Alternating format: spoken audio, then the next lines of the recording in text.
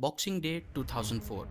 10 साल की Tilly Smith अपनी फैमिली के साथ थाईलैंड के एक बीच माई खाओ पर खेल कूद रही थी जब उसको कुछ अजीब नजर आता है। वेव्स नॉर्मली आ जा नहीं रही थी बल्कि सिर्फ वापस जा रही थी, यानी पानी पीछे हट रहा था और ज़मीन ज़्यादा नज़र आने लगी। और उसने जब समंदर की तरफ दूर तक नज़र दौड़ाई तो उसको फौरन आइडिया हो गया कि क्या होने वाला है।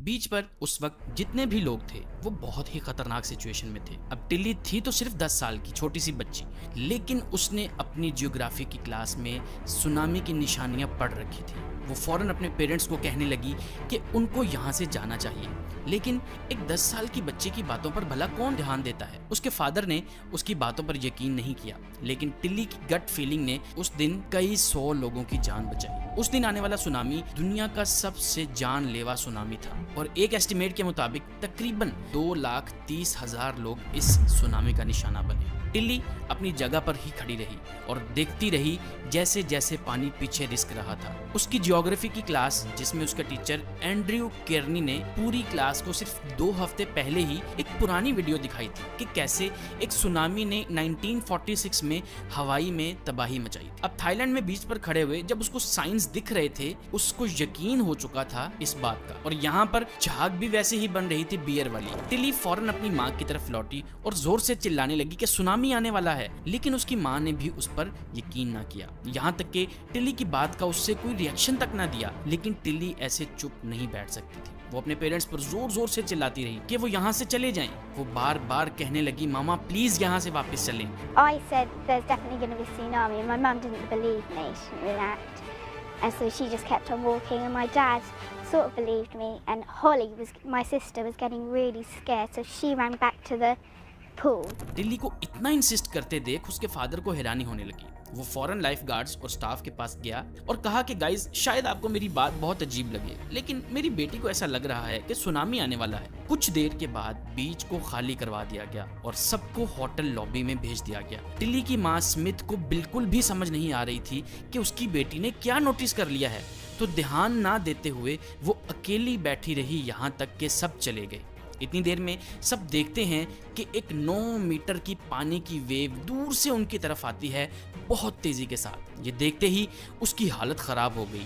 जैसे ही उसने वेव को बीच की तरफ आते नोटिस किया, वो अपने हस्बैंड को जोर जोर से कहने लगी, बच्चों को पकड़ो। उस दिन तकरीबन जो 100 लोग बीच पर थे वो सब JW मैरिट फुके रिजॉर्ट की लॉबी में इकट्ठे हो चुके थे। ये सब देखकर सबने फौरन होटल के 2nd फ्लोर की तरफ भागना शुरू कर दिया, क्योंकि वेव्स होटल से टकरा रही थी। पानी अंदर आ चुका था, हर तरफ पानी ही पानी था। लेकिन बाकी बीचेस के लोगों की उस दिन किस्मत खराब थी। जब काफी देर के बाद माहौल नॉर्मल हुआ तो पता लगा कि सिर्फ मे खाओ बीच वाहिद ऐसी जगह थी जहां कोई जानी नुकसान नहीं हुआ था उस दिन। टिल्ली की बहादुरी की वजह से लोग उसको एंजल ऑफ द बीच कहने लगे, और यही नहीं, उसको चाइल्ड ऑफ द ईयर का टाइटल दिया गया। यहाँ तक कि यूके मेरीन सोसाइटी की तरफ से उसको अवार्ड भी दिया गया। उस बीच पर 100 लोगों की जिंदगी बचाने के लिए उसको थॉमस ग्रे स्पेशल अवार्ड भी दिया गया। लेकिन टिल्ली ने इस सब का क्रेडिट उसकी टीचर एंड्रयू केर्नी को दिया, जिसने टिल्ली को ये सब कुछ सिखाया था। टिल्ली को सुनामी के वार्निंग साइंस का पता था, जिससे हमें ये पता चलता है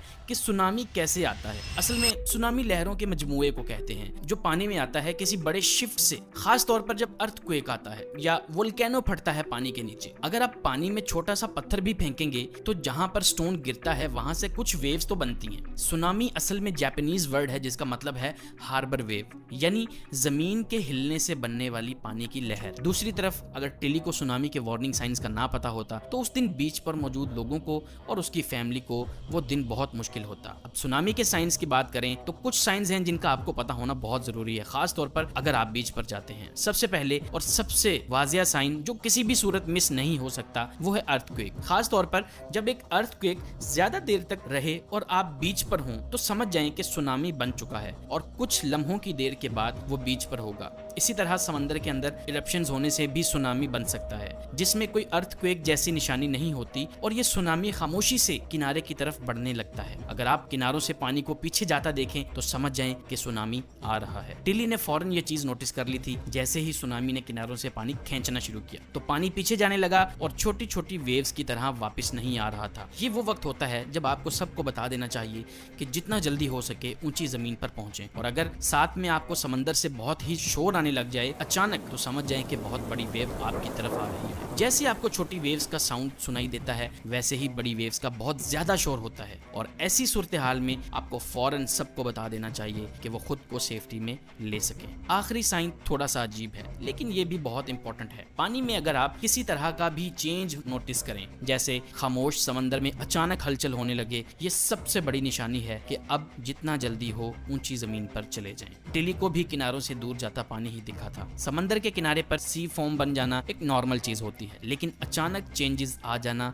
नॉर्मल नहीं होता। अगर इन साइंस में से आप कोई भी देखें तो फौरन अथॉरिटीज को बताना ज्यादा समझदारी का काम होगा। उस वक्त में लाइफ गार्ड्स, लोकल सिक्योरिटी या पुलिस आपकी हेल्प कर सकते हैं, लेकिन अगर सिर्फ शक ही हो और कंफर्म ना हो तो बेहतर है अपने आप को ऊंची जगह पर ले जाए। इसी के साथ इस वीडियो को खत्म करता हूँ। उम्मीद है ये वीडियो आपको अच्छी लगी होगी। ऐसे ही मजीद वीडियोस के लिए सब्सक्राइब कर लीजिए। मिलते हैं अगली वीडियो में। अल्लाह हाफिज़।